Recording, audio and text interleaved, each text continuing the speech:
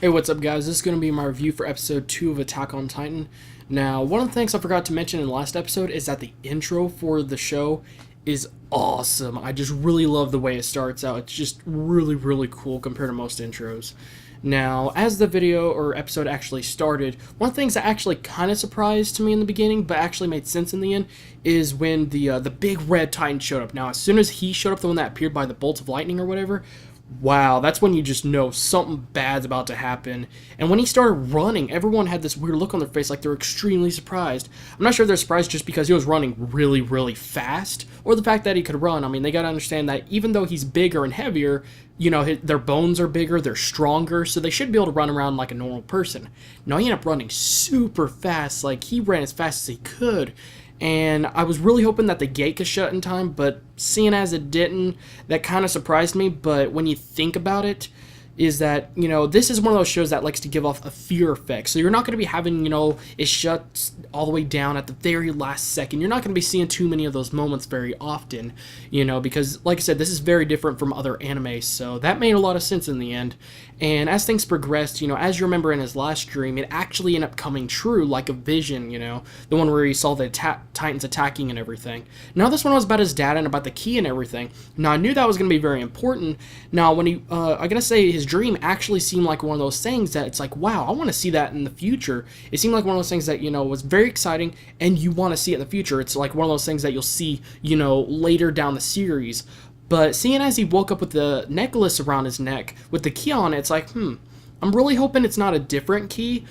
And if it is a key, is it the exact same one that his dad had? Or is it one that his mom had, you know, like a copy or something? And if so, it would make sense that when she hugged them, right before she, you know, died and everything, you know, it would make sense if she snuck it around his neck, because sometimes mothers can be really sneaky about putting things around your neck when you not realize it. So that actually would make a lot of sense, but I still just really want to know where that came from, or what does the key actually go to. If, you know, if it's not that key, then oh well, but I still just want to know.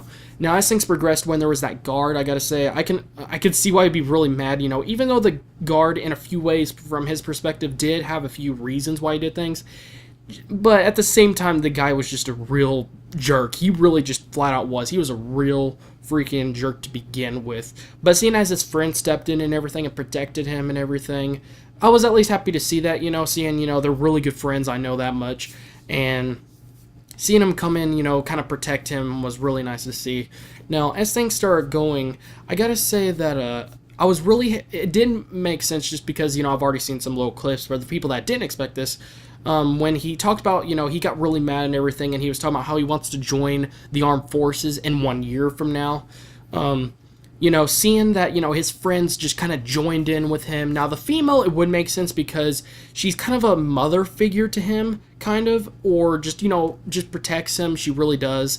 And plus, his mother really did entrust her to protect him and everything. So did make a lot of sense to see her actually jump in and say, you know, I got to be there to protect you, and, you know, I'm going to be there for you. And seeing as they're all three going to be like that, it looks like it's something that's going to be a really great adventure. But like I said, since I've seen a little clip of, you know, all three of them in action, you know, that's the only main reason that I knew this was going to happen. Now, I was a little bit surprised to see how time progressed, like, very quickly compared to most animes. You know, it just, like, jumped a year later. Instead of having, you know, maybe people, you know, getting to know around the people around town, maybe some unique episodes that have some adventures or some crazy funny stuff happen, like they meet an old man, you know, that is, you know, teaches them something, or has something cool that he's been hiding, you know, maybe gives it to him as a piece of faith or something. I mean, I would have expected something, but, you know, like I said, they jumped 1 year ahead, and they jumped right into where they're about to get their training.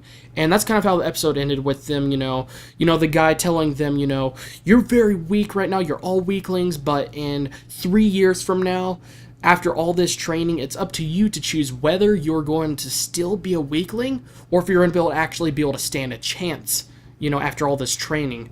Now, the thing I love the most about this episode, or at least one of the things, was the ending, you know, just hearing those words come out of the main character's mouth. And as you could tell, his voice was deeper, so he was older. And seeing that look on his face, that was a very cool way to end it. But I know I kind of brought it up last episode or review as well, but when he said that with that look on his face, that seriously, without a doubt, at least to me, reminded me of Lelouch and how he was talking about how he was going to destroy all, destroy them all. And it's like they seem to both be similar as far as like they both have a lot of hate, and they both talk about just wanting to destroy them all for what they did.